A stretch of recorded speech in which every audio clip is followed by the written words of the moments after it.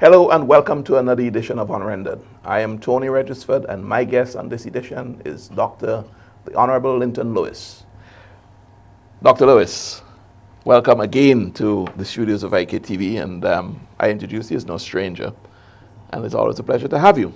It's a pleasure to be here, and thank you so very much for having me again, Tony. I always like being in your company, especially to discuss very interesting and heated topics. Yes, the fact that you are a recording artist is not a nascent thing, No. but to some it may seem that way. You have released, and I just looked at the video on YouTube, a new song. I don't know if we can call it a chart-topping hit It's yet. a singer. But nonetheless, let's talk about it. Terrorists Go Home. What is the song all about? It's really about trying to get people the world over, specifically those who are involved in terrorism, to recognize that the carnage and the bloodshed and the killing and the misery, sometimes we can avoid getting ourselves involved in those activities. And perhaps if we stop and think about the impact that their conduct will have on their own families, relatives and friends, and perhaps their own beings, spiritual beings. You know, for the most part, people do things in the name of God. And if you stop and reflect on the fact that God doesn't really want people to be killing each other, He wants us to live in love, peace and harmony. And I'm saying, listen, let us have some reflections on those. Let us see the importance of being our brother's keeper and living happily with each other throughout this world. And so I thought, listen, all this bloodshed, perhaps it's a good idea if someone sings a song with some international impact on the current violence and crisis that terrorism will actually accompany. There certainly has been an upsurge. I mean, in recent times, we're seeing all that unrest in the Middle East. Just pick what you want to talk about. We could talk about the Palestinian and Jewish situation. We can talk about ISIS and how they are taking over Iraq. We can talk about them being unchallenged in Syria. There is no effect without cause, basically. Yes. And I guess you just simply cannot say one party is wrong or one party is right. But let me hear your views on the position of ISIS. Do you think that this is a group that should be definitely stopped, squashed, and where would we go from there? Well, any reasonable thinking person would definitely say yes, it ought to stop. And their activities ought to be stopped. In addition to that, I think they themselves need to reflect on the purpose for which they're actually involved in these activities. For example, they see themselves as executioner for those who they consider to be not living the life that they have chosen. Is it that they don't see life from a democratic perspective and that they would like to determine and dictate how people live their lives, notwithstanding the fact that everyone has a right to choose the way a person exists? Is it that they don't see throughout the world that man was born free? And once we're born free as human beings, that at least there are certain rights and privileges to which we're entitled. And one of them is our freedom of conscience, our freedom of assembly. We should be able to make choices without those choices being influenced and pushed down our throats. And being fearful as a result of whether or not we live our lives in a way that others will really want to. So I believe that the bloodshed and the carnage that we are now experiencing from ISIS, the sort of gruesome murders in which, or killings in which you're involved, and the type of language sometimes that we hear them speaking, expounding, pronouncing, it really leaves a lot to be desired. So it's hateful language. But can it be argued, Dr. Lewis, that prior to the removal of people, strong men like Saddam Hussein and Gaddafi, who, ruled with an authoritarian style, certainly not a democratic style, can it be argued that they, in their own right, contained what we're now seeing as being prevalent, could it be that you remove the lid off the pot and now the whole, the pot is boiling over? It's a yes and a no situation. People socialize in certain parts of the world in certain ways, and perhaps with that authoritarian style of governance. Yeah, and why should people got used to it? And why should we try to force democracy down their throat? Because if that's how it worked before, if that's what kept the thing stable. Not everyone would like to exist under that sort of governance, authoritarian governance. You're talking about the West. And no, even in those countries. And so you have these splinter groups that will at all time rebel against the status quo, which they consider not to be in the interest of all the people concerned. There are a number of persons who may not like it, but they will be afraid to speak about it.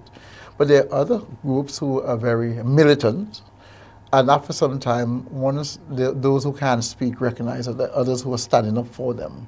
They may stay in the background and finance and encourage that sort of campaign against the authoritarian style government. So I think Al-Qaeda would have come out of that sort of governance where they feel that certain types of lifestyles have been imposed upon them. Yes. And that they didn't think that they should live in the way that the majority lived at the time. So therefore they wanted to have themselves a piece of the pie and to be able to influence as well as much as the West influenced them. Isn't it a question of the lesser of both evils? Because now you're hearing, there's talk about whether there should be some level of cooperation with Assad in Syria, who yesterday was the man that was being considered to be removed, and also talking to Iran, who were a rogue state in the minds of the Western world not too long ago. And now we're hearing that talk about, listen, there needs to be some level of cooperation with them to contain, the group ISIS. So is it a question of convenience, really, or what is it? Largely political and economic convenience. For example, those things aren't new. If you look back at the war in Afghanistan in the 1970s and early 80s between Russia and the Afghan people, the Americans were very supportive of the Taliban at the time, who were a grouping of people who really attacked viciously the Russian invasion and settlement in Afghanistan. Those same people, after some time also, became aggressive towards the United States of America. So it would appear as if they want to live their lives in a certain way and been dictated to or been influenced away from it. They have certain lifestyles they want to live. They have the certain law, the Sharia law, Muslim law. They want to impose certain rules and regulations and guidelines on their people, specifically the women, as to how they should live, how they should conduct themselves, how they should dress. And one has to realize that with globalization, a number of these females, now, even though at one time they may have accepted those rules and regulations, have now seen themselves as more a global woman, and therefore like to be far more free in the decision-making process. Why is it, and I'm going to throw the question out, why is it then that when we have, say, this current government with their foreign policy to be as inclusive, well, I don't want to put words in their mouth, but basically they're pragmatic, as they would say, about the way they go about their foreign policy. Why is it that we are so skeptical, you in the NDP are so skeptical, when at some stage the government engages Iran or engages Syria or engages countries that America at the time may consider to be rogue, okay? And when America then goes back into bed with these same countries, you say nothing. Well, it seems as if you are just a stooge to what America condones. Not necessarily. It is right is might for the most part. And you will find, as I have always said, even as small as we are not able to influence international law in the way. So you're saying we must follow everything America does? No, we don't. We mustn't. We have our own voice. We have our own positions. We have our own welfare interests to look at. What I'm saying is that sometimes the extent to which your foreign policy or foreign policies lead you into involvement and participation in the cultural, political, and certain activities of those countries, may be contradictory or may conflict with what is required of you at home. And for example, if you are a democratic country at home, but you are having very serious and important and influential relationships with other countries that do not believe in the democratic principles and traditions, then that can create some conflict, especially if you are engaging from people to people, wanting to be involved culturally and otherwise, and that can create some problems. I understand what you're saying, but the premise on which your arguments are often predicated is the fact that we have to be fearful of how America would view us, the way we practice our foreign policy. And that's the issue that I'm challenging you with, because America does what they do for their own convenience, and so should they. Yes. Okay? I'm not, because they have interests, not of friends. course, Yes. I am not knocking them. They look Don't at the get me interests of the wrong. people, yes. Right? But I think we also, as a sovereign country, also can exercise that right. But we're supposed to be a responsible country also, and we are equal on international law. I think what happens is sometimes concerns are being expressed mainly because of the extent to which there's some benefit being derived from our closest proximity to America, not only from a geographical perspective, but from an economic and a cultural perspective. And so if we are getting ourselves involved intimately, very deeply, with a state which is considered to be a rogue state, then we should be very concerned with respect to the extent to which we are involved with that state, that we are not seen to be used as some sort of stepping stone for action and conduct that are not acceptable universally. And that's a valid point. But let me stretch this out a bit. Why is it, and I'm talking to you now as Dr. Linton Lewis, the chairman of the NDP and senator, right? Why is it that the NDP, I'll give you an example. When the medical school, the St. George's Medical School left St. Vincent, why was the NDP peddling the idea that they left because of the government's relationship with Venezuela, when that was not the truth at all? Well, you'll always find that there will be speculation. But you are actively peddling that idea. If you it wasn't speculation. I'm saying if you're not trusted as a government, which right now, unfortunately for the ULP, we're not really trusted as a government. By who? And by the vast majority of intentions. And not according to the 2010 poll. 2010 they were trusted by the majority of intentions. Well, I am not too certain if there's as much truth in that poll. Because so it was a rigged election? No, election. You said poll. You didn't the election, the 2010 election. Okay, yes. well, the people, they won the election. But you're now saying that the vast majority I don't really want to go into but the vast majority now since 2010 has... yes, that's what you're saying. The impression I'm getting is that... That's your impression. That the vast majority of the people are not very trustworthy of the government at this time. That's your impression. Well, it has been reflected in the number of, in the increase of seats that we had, the polls in the 2010 election. We went from 3 to 4. But at that time, the vast majority still went with the ULP. Yes, that may well be the case. You gain seats, I'm not denying that. People vote for a number of reasons. Yes. There are people who may not like what a government is doing, but still vote. Yes. Of emotions or family tradition. There are a number of reasons, and it's difficult for us to know precisely which of them. But we're talking foreign policy here. Now we're talking about the idea that you were peddling the idea. So we get back to that. The medical college left because of the foreign policy of the Gonsalves-led ULP. No, I think there's some statements made that were not really very desirable. By whom? I think when Chavez was here, statements were made.